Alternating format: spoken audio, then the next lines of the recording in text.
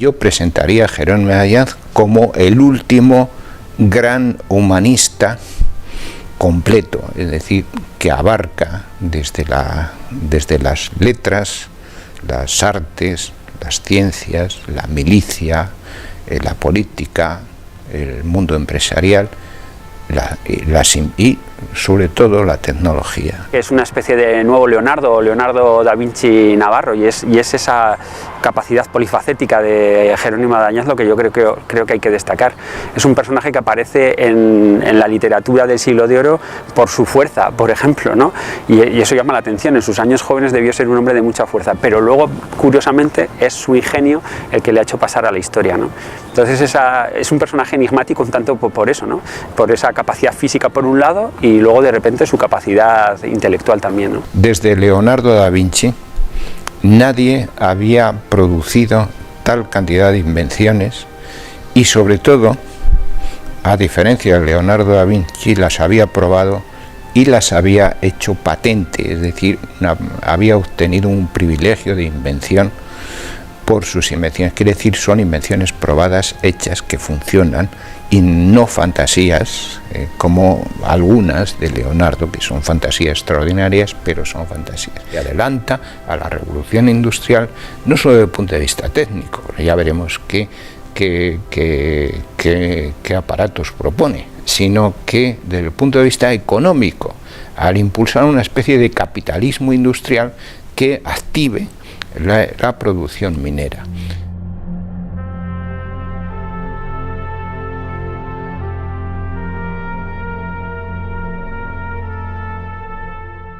Bueno, su historia empieza a mediados del siglo XVI, que es cuando nace, en el Palacio de Gendulain, aquí cerca de Pamplona, y pertenece a una familia de la más alta nobleza del antiguo reino de Navarra. Pues nace cerca de Pamplona, en Gendulain. Es un señorío que es con cierta grandeza señorial, con su iglesia, sus casas, etc. Y ese señorío era el señorío de Ayanz.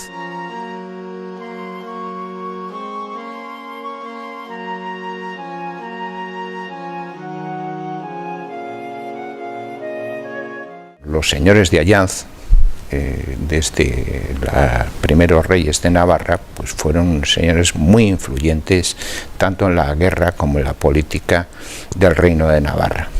Y los Beaumont o Beaumont, que es el segundo apellido materno, son también otros personajes, otras familias que entroncaban a veces entre ellas, que descendían de los reyes de Navarra por vía de bastardía. Es un segundón, no es el hijo que va a heredar el señorío, que era lo habitual en la alta nobleza, y como no es el que hereda el señorío, pues tiene que buscar otro tipo de formación, otro tipo de carrera. Los nobles, en las familias nobles se han establecido los mayorazgos, por lo tanto el primogénito de la familia es el que hereda, en este caso Francés de Ayanz, su hermano, es el que hereda el patrimonio familiar, y los segundones son los que se ven obligados a salir de la casa y a emprender otro tipo de tareas.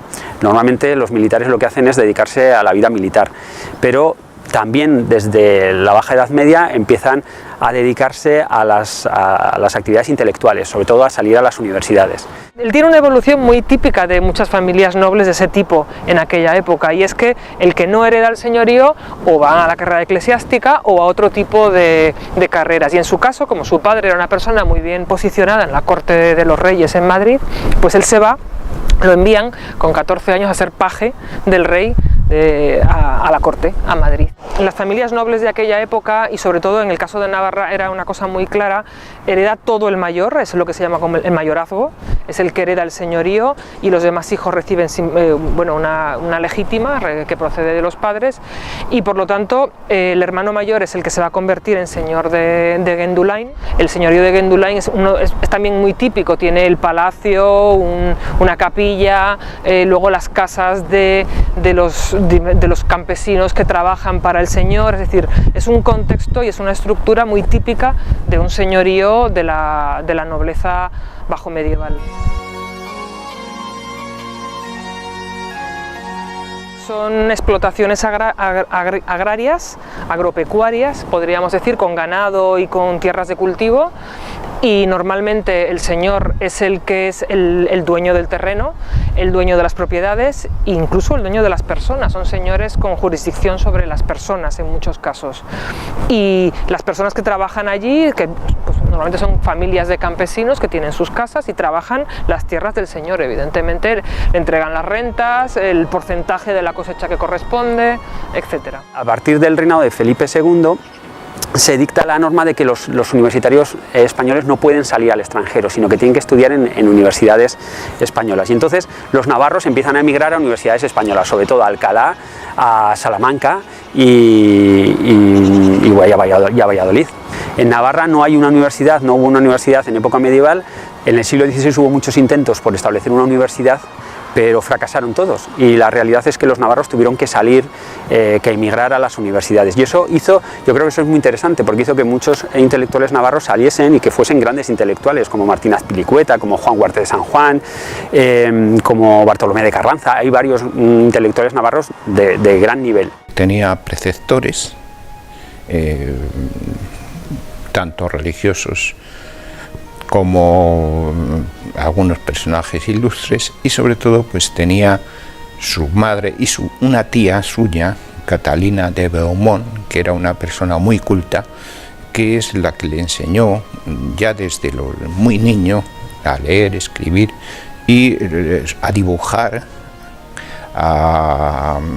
también a hacer algunas cosas propias de la edad. La formación de los pajes era buena en cuanto a cultura, a matemáticas, a cultura, en general literatura, a formación de todo tipo, y luego por supuesto una formación enseguida militar.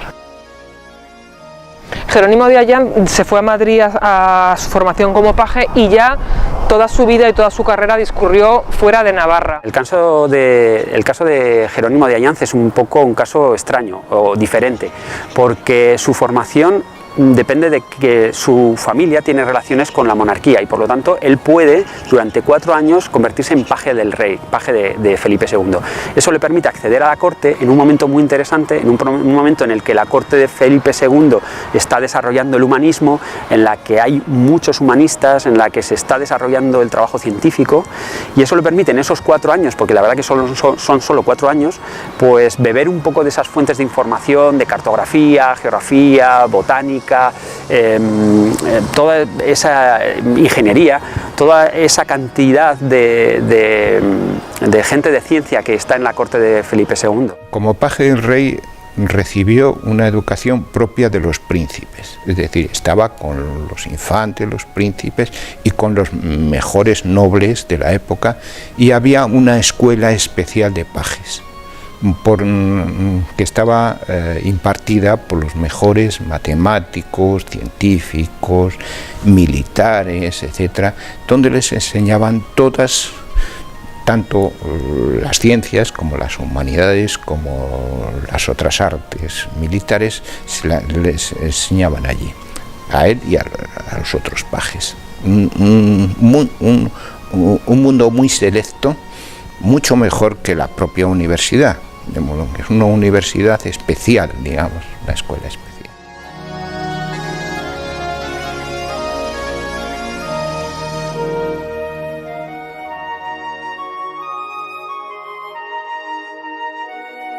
El rey está rodeado de una corte donde hay, por supuesto, alta nobleza, las altas oligarquías del entorno en Madrid, tanto burguesas como nobiliarias, y donde también hay gentes de servicio de armas, escuderos, etc. Y un paje es el que de alguna manera inicia como una carrera en la corte.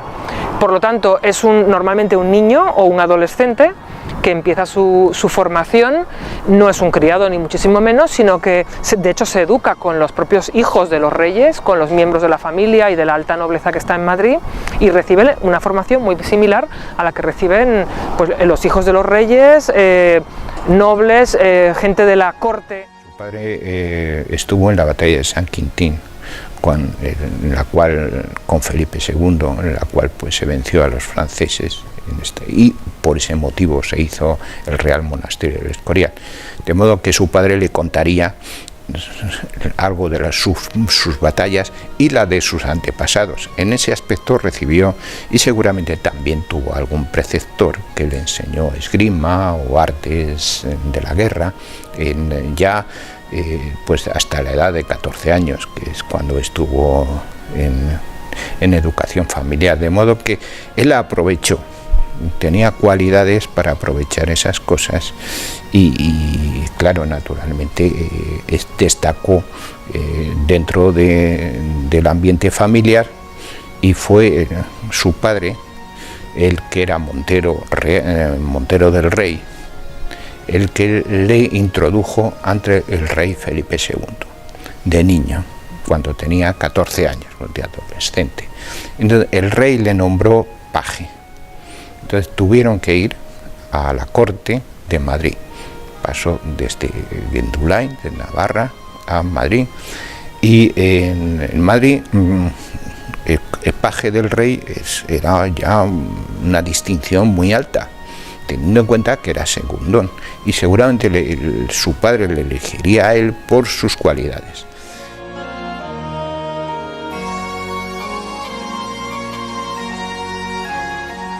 Una vez que terminó su formación como paje, ingresó a la milicia del rey, a servir al rey, y claro, es la época ya de Felipe II, de las tierras de Flandes, de las guerras de Italia, del norte de Europa, las campañas de América, aunque él no fue a América, y él realmente se volcó como soldado al servicio de la corona, en batallas importantes, en campañas militares largas, siempre al servicio del rey, y de hecho ahí fue subiendo precisamente en prestigio, fue un hombre con mucho prestigio en la corte madrileña. Lo que más llamó la atención fue la extraordinaria fuerza que tenía.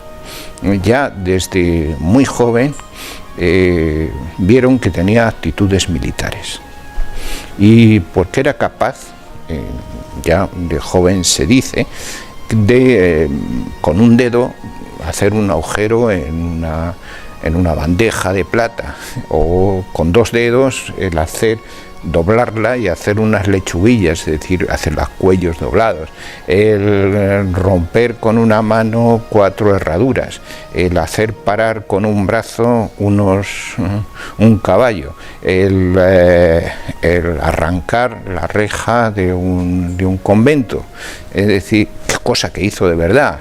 No se sabe muy bien con qué fines, pero no debían ser muy buenos. En fin, un convento de monjas, además carmelitas. O sea que era y por eso se le destinó a la milicia. El primer destino de Jerónimo de Ayllán, ya con 18 años, cuando tuvo edad, fue a la guerra. La monarquía española, precisamente con Felipe II, está en su máximo periodo de expansión y de esplendor político. También al final de Felipe II es cuando empieza quizá el declive precisamente del imperio. Estuvo en La Goleta, en la toma de La Goleta. La Goleta era una fortificación del norte de África que había sido conquistada por Carlos V y que ahora estaba en poder de los turcos, nuestros enemigos de entonces. Consta que se comportó como se esperaba de él, de una forma heroica. Una vez, después de este hecho de Armes, se le destinó a Italia con los tercios, y él estuvo pues en Milán, Florencia, etcétera, donde pudo asistir a las fortificaciones que tenían los españoles. Era dominio español en Milán, el milanesado, la Lombardía, etcétera, y él pudo estudiar ya fortificación militar e incluso ponerse en contacto con técnicos y con ingenieros militares italianos, que eran los más destacados en este tipo de fortificaciones. Fue después a Flandes. En Flandes es donde tuvo la acción militar más sobresaliente.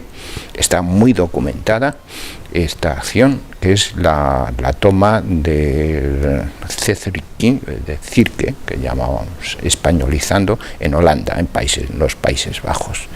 Esta fortificación estaba defendida por los españoles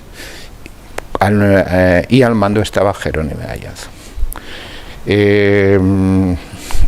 Había una superioridad numérica enorme de los flamencos, pero tenían orden de resistir a la llegada de refuerzos, y lo resistieron.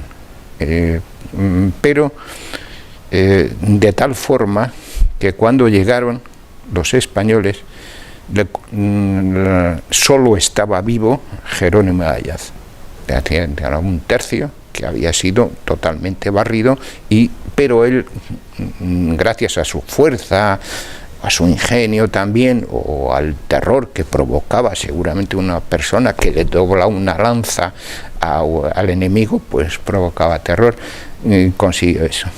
Le encontraron tan herido que fue prácticamente desahuciado por los médicos, pero se curó, o sea, salió de sus heridas. Cuando volvió, se recuperó en España. Cuando volvió a España siguió sirviendo a la corona. Le nombraron caballero de la Orden de Calatrava por sus méritos y por lo que y sus hazañas en la guerra. Se tiene noticia de un atentado que un francés quiso perpetrar contra el rey, sobre todo después de la guerra de las Azores, en las cuales intervino también Jerónimo de Ayaz.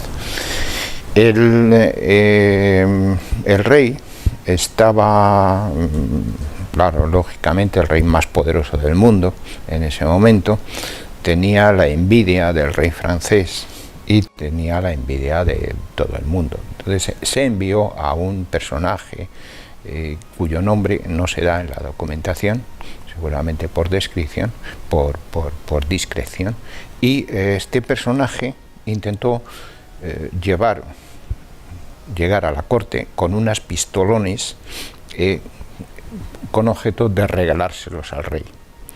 Pero el espionaje de Felipe II funcionaba muy bien. Le detectaron y las intenciones que tenía este personaje, y detectaron las... Y entre los que lo detectaron estaba Jerónimo de Ayaz. Jerónimo de Ayaz parece ser que lo intervino es interceptando al personaje, haciéndole prisionero, llevándole a una torre suya, bien vigilado por él y por otras personas, y hacerle un poco de escarmiento, y cuando ya tenía el susto del cuerpo, para ser discreto y no provocar ningún conflicto diplomático con Francia, discretamente le llevaron a la frontera advirtiéndole que si volvía no lo iba a contar más, y con esto se acabó la historia.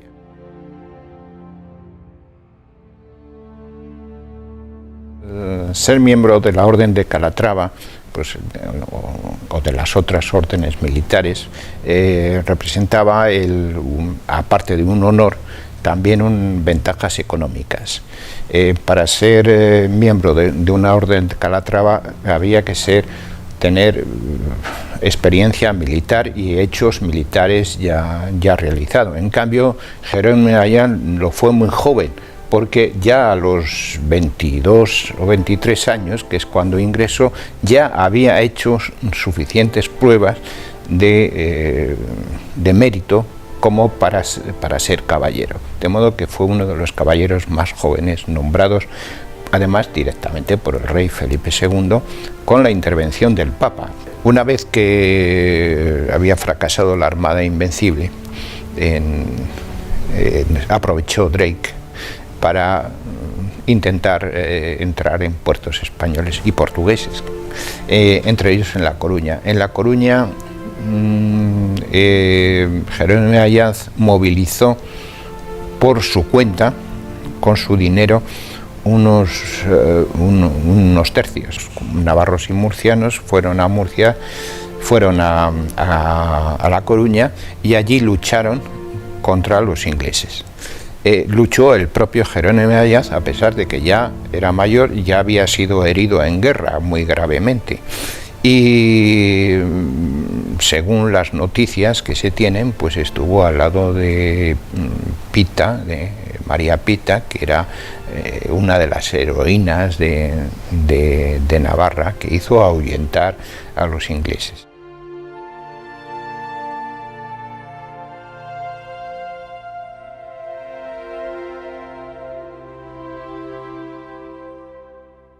Es decir, tenemos en España un gran inventor muy temprano, anterior a los inventores ingleses y franceses de la Revolución Industrial, y a los alemanes y a los americanos, muy anterior, que ha hecho alguna de las invenciones que ellos después desarrollaron. Es un personaje insólito, dado que se tiene la idea falsa de que en España nadie ha inventado nunca nada. El dicho de Unamuno, que inventen ellos, lo avala. Es decir, incluso entre personas cultas, nadie. El hecho de que haya habido inventores en España en el siglo XVI es lógico, en cierto modo, porque un imperio, como era el Imperio Español, no se sustenta sin técnica, sin invenciones, sin inventores. La botánica, se crean los primeros jardines botánicos. Felipe II manda las primeras expediciones científicas a América con la voluntad de investigar sobre plantas, sobre animales, sobre minerales incluso. De manera que hay una preocupación nueva dentro de ese humanismo por realizar o investigar en un conocimiento práctico, un conocimiento que resuelva problemas. Y eso tiene mucho que ver con el desarrollo de la propia monarquía de Felipe II, que efectivamente es la primera monarquía, el primer imperio global, que podemos decir, donde son muy importantes las comunicaciones, son muy importantes los ejércitos, y por eso hay un desarrollo de la ingeniería, no solo de la ingeniería militar, que por supuesto, pero también de la ingeniería civil, ¿no? Como es el caso de Jerónimo de Allanz. Otra de las grandes innovaciones que realizó Jerónimo de Allanz fue la investigación documental que realizó aquí en el Archivo General de Simancas, en Valladolid, uno de los archivos de mayor prestigio en todo el mundo. Aquí Allanz estableció una relación de todas las minas que había por aquel entonces en España, algo más de 500. España era el país que tenía más minas de toda Europa, algunas de extraordinaria importancia, minas de oro en Plasencia, que por cierto no declaraban sus beneficios al erario español. Es nombrado por el rey administrador general de las minas del reino, por el rey Felipe II todavía, un año antes de morir Felipe II, es decir, 1597. Felipe II muere en 1598. Tiene una preocupación práctica importante por determinados temas que son temas, digamos, relacionados con las infraestructuras. Es decir, él ordena que por ejemplo, Jerónimo de Allanz vaya a inspeccionar las minas, y le preocupa que las minas estén en buen estado y que tengan una buena producción. Lo mismo, ese mismo tipo de actuaciones las va a tener en otro orden de cosas, en otros ámbitos. Es un experto en arquitectura, le interesa mucho, como decía antes, la botánica, la farmacopea, ordena que se investigue en las farmacias y que en las boticas qué son los productos con los que se está trabajando, de manera que efectivamente hay una preocupación de orden científico, pero ligada a las necesidades administrativas de la monarquía. Felipe II era un gran impulsor de la ciencia y de la técnica, hay que decirlo con letras mayúsculas, porque es así. Y nombró al mejor técnico, que además era su amigo, fue paje suyo para ello. Fue el primer español administrador general de las minas del reino, y esto equivale a una especie de ministerio de minas, es decir, era responsable de todas las minas, no solo de España, sino de todo las americanas, de todo el imperio español. Las máquinas que había entonces pues eran poleas, eran ruedas, eran arcaduces, incluso los alemanes, que eran los que tenían la explotación técnica de la mina, no habían conseguido desaguar minas como las minas de Guadalcanal, cerca de Sevilla, que eran muy ricas en plata, pero estaban abandonadas por ese motivo. Entonces Jerónimo de Allanz dice que lo que hay que cambiar es el principio de la energía que mueve las máquinas. Las máquinas hasta entonces estaban movidas por personas o por animales. O había molinos hidráulicos, incluso molinos eólicos, pero claro, muchas veces el lugar donde está la mina no hay una corriente de agua para aplicar una rueda hidráulica. Entonces se le ocurre que hay una energía que es la energía del fuego. El fuego puede producir energía y esa energía se puede emplear para elevar el agua de las minas a través de una bomba que lo que consuma es el calor del fuego. Inventa lo que digamos la máquina de vapor para desaguar las minas y hace un invento que se asemeja al que después haría Thomas Savery en Inglaterra 100 años después. Es decir, se adelanta en 100 años a la primera máquina de vapor del mundo, que se creía hasta ahora que era la primera máquina de vapor del mundo para desaguar las minas. En este aplica primero los principios técnicos más avanzados. Se dedica a la mejora del descenso a las minas, de la perforación de los pozos, de cómo hacer contraminas para desaguar el agua, de cómo poder desaguarlas con nuevas máquinas. Luego veremos qué máquinas. Y sobre todo velando por los intereses de los mineros para que primero ganasen dinero, ellos se les bajasen los impuestos, por llamarlo así, con la forma actual, se les bajase las quintas que ellos tenían para poder tener más beneficios e invertirlos allí. Segundo, para los trabajadores, para que no respirasen el aire contaminado, e inventa aparatos, y ya veremos qué sistemas para renovar el aire de las minas. Y luego además interviene en la economía minera y introduce unas medidas que podemos llamar revolucionarias desde el punto de vista económico. Es decir, introduce una especie de capitalismo industrial, es decir, las minas tienen que ser de particulares interesados en ellas, que inviertan su dinero en ellas, formar compañías, es decir, empresas de minas, no ser explotaciones reales que se burocratizan y no rinden. Hay que crear escuelas de minas para hacer mineros españoles. Hay que crear un cuerpo de personas que sepan, que amen la profesión de minero.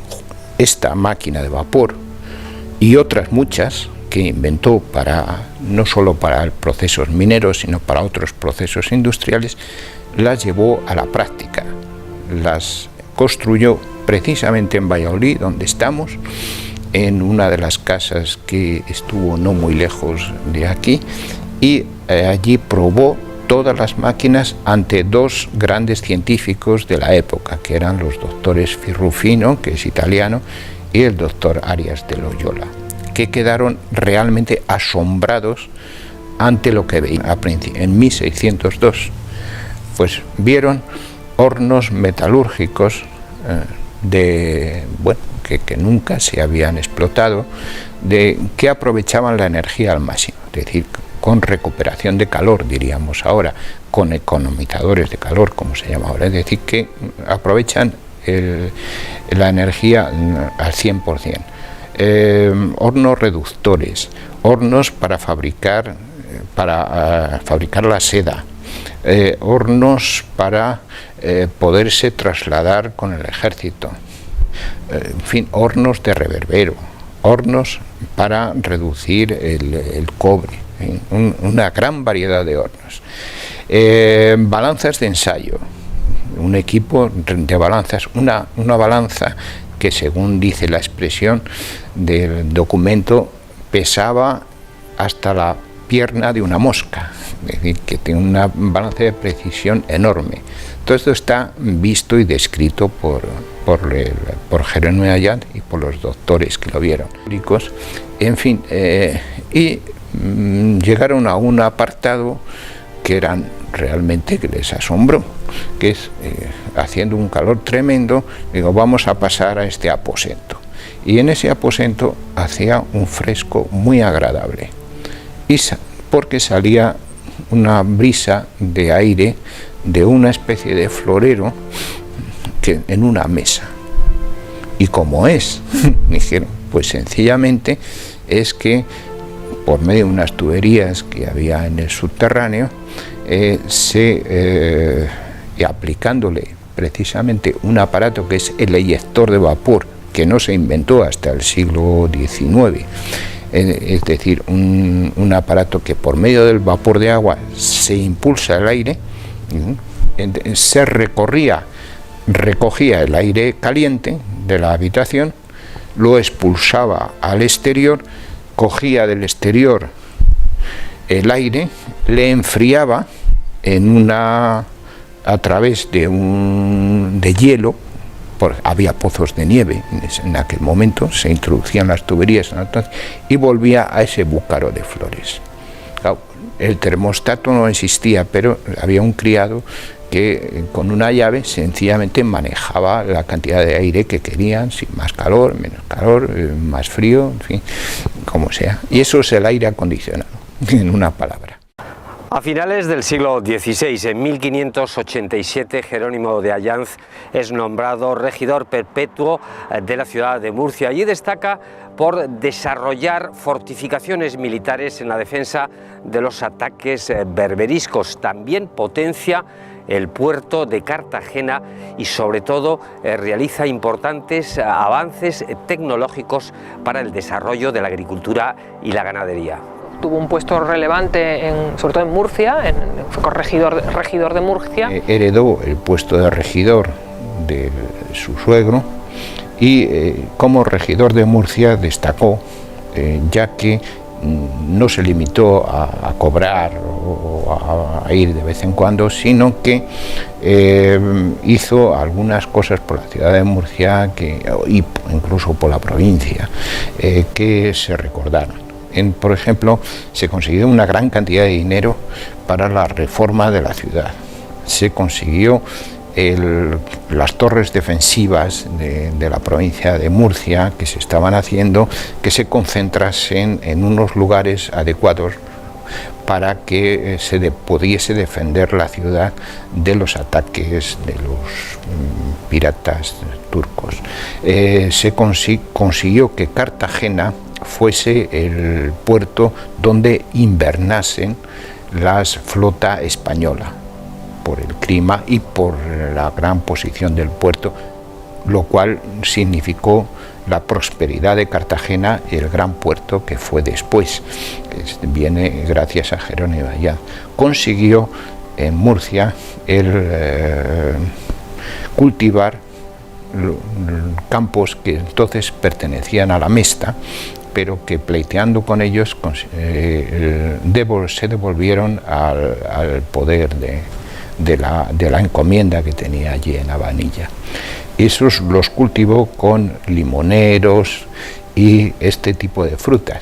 Por ejemplo, ahora es el limonar de Europa, pues empezó precisamente con las reformas de Jerónimo de Allanz, porque allí se aplicó técnicas de regadío, ruedas hidráulicas, presas, etcétera, ya inventadas por él, ¿sí? Y consiguió regar el puerto de Murcia. Eso es importante, esa labor como regidor, que además fue regidor perpetuo, o sea, fue luego representante en Madrid, en la corte de Murcia. Murcia está muy ligado a Allanz.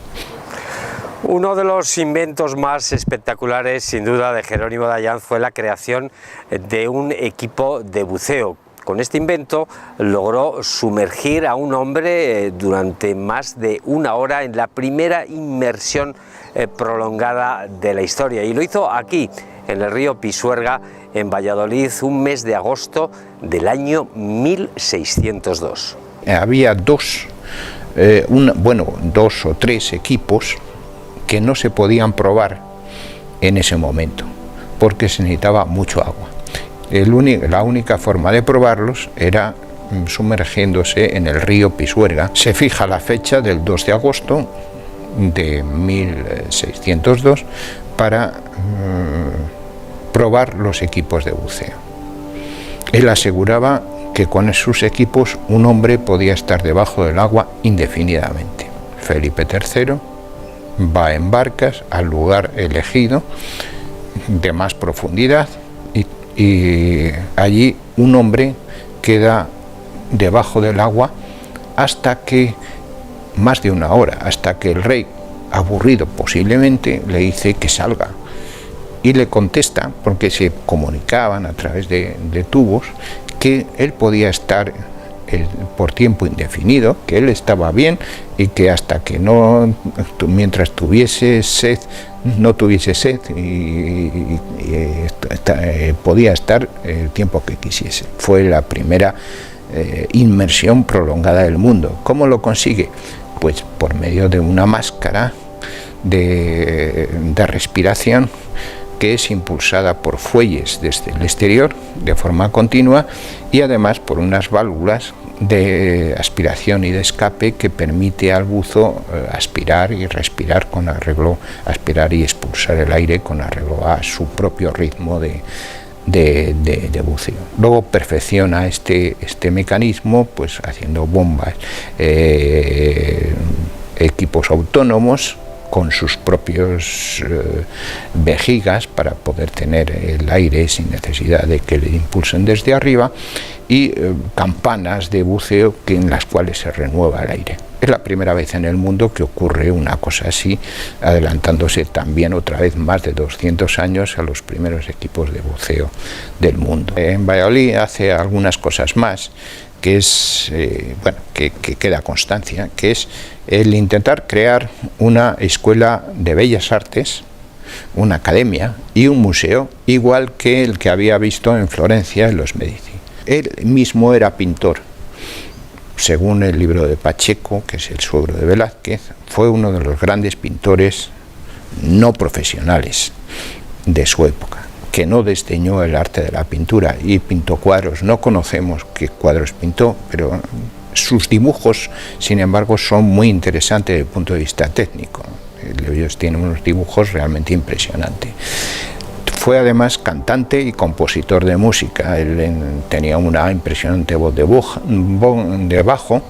Fue torero, intervino en lances de toros a caballo. El toreo a caballo parece que sobresalió, inventó un lance especial suyo. Él de joven tampoco debía ser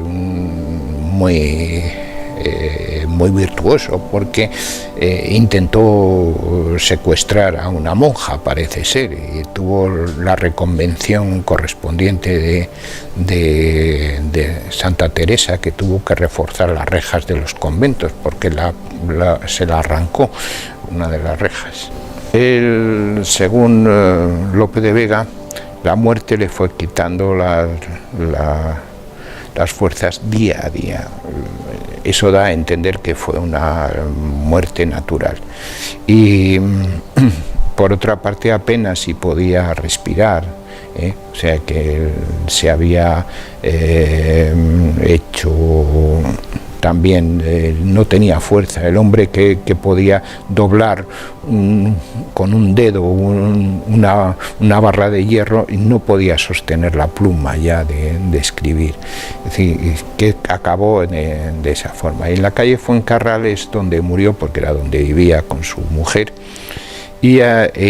pero quiso ser enterrado en Murcia con su familia murciana, porque tenían allí una cripta en la Catedral de Murcia, y allí es donde está enterrado. Afortunadamente, el recuerdo y sobre todo el legado de Jerónimo de Allanz no permanece absolutamente en el olvido. Aquí en Pamplona, en la Universidad Pública de Navarra, llevan ya muchos años intentando que la llama de este recuerdo todavía permanezca viva en las almas de los universitarios. Bueno, estamos en la Universidad Pública de Navarra, en concreto estamos a mi espalda tenemos un edificio de investigación de la universidad. No es un centro que se hizo hace unos años con idea de potenciar un poco la investigación, también el emprendimiento, y hace también bastantes años se decidió llamarle Jerónimo de Allanz, un poco en memoria de este científico y tecnólogo navarro. Pues en general sí, la verdad es que cuando nombramos este edificio mucha gente se sorprendió porque lamentablemente no era tan conocido como debiera. Lo que se pensó un poco es, bueno, pues vamos a dar un poco de visión a este científico y vamos a intentar alinear pues un poco los desarrollos que hacemos en la universidad, bien sean tanto desde el punto de vista científico, ¿no? con estos institutos de investigación que he comentado antes, y por otro lado por la parte de emprendimiento, ¿no? Que está últimamente sí que se está de alguna forma impulsando a las universidades a crear nuevas empresas, ¿no? Nuevas spin-off que surgen de trabajos de investigación de la universidad. Una de las tareas de la universidad, por supuesto, fundamental, es la de la investigación y la de el desarrollo de proyectos, de propuestas, de responder a preguntas. Al final Jerónimo de Allanz se le planteaban problemas, se le planteaban cuestiones que él tiene que resolver, y eso al final es el trabajo del científico, el ante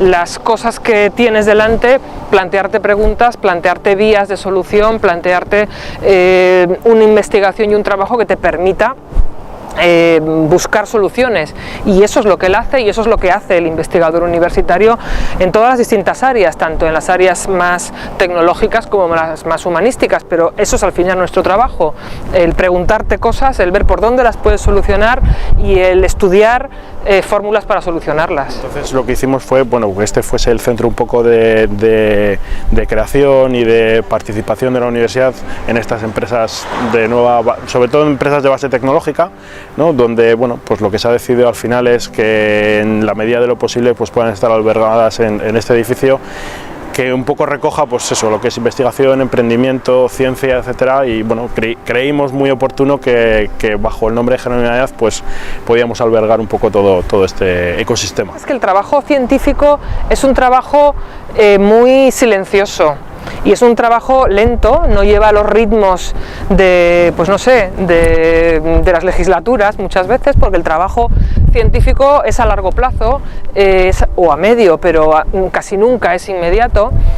Por otra parte, como digo, es un trabajo callado, es un trabajo que a veces salta a los medios de comunicación cuando hay, yo que sé, algo muy distintivo, muy llamativo, muy singular, o que por la razón que sea le llama la atención a los medios de comunicación, pero eso no quiere decir que las personas que se dedican a la investigación sigamos trabajando día a día, noche por tras noche, en los laboratorios, en las mesas, en las bibliotecas, en los archivos.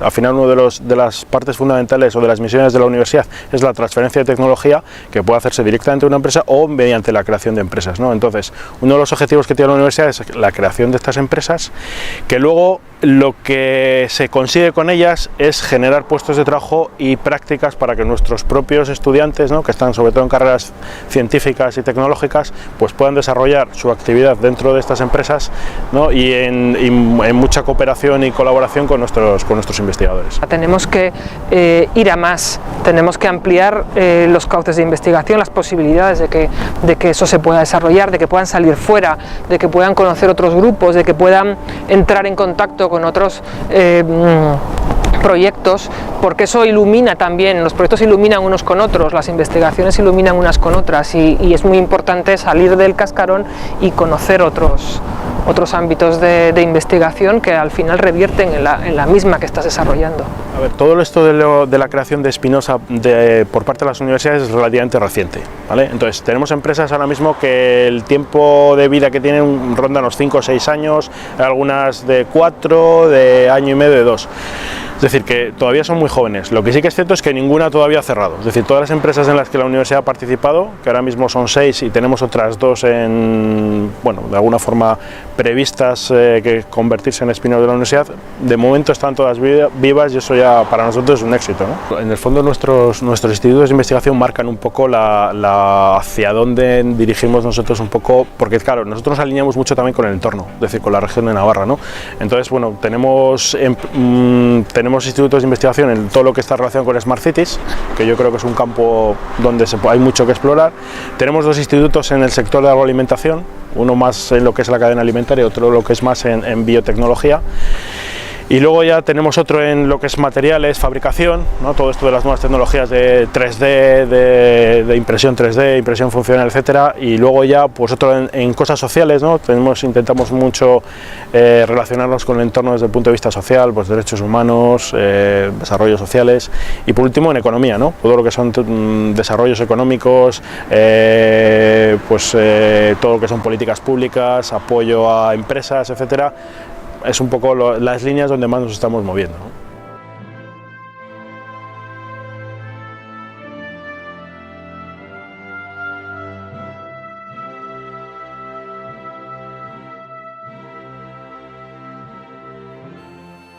Que se pidan todos los aprovechamientos que ha tenido en los pozos, más el fraude y engaño que él y Sotelo me hicieron por partirse entre ellos las ganancias que hubo habrá 4 o 5 años más o menos, como constara por las escrituras que están en mi poder, y que se le pida en virtud de la primera escritura todas las garantías que hubieren en esta, y que se cumpla el privilegio. Se aprovecharon de las trazas de mi remedio sin licencia mía, y tiene de pena 50.000 maravedíes, y más el arte perdida.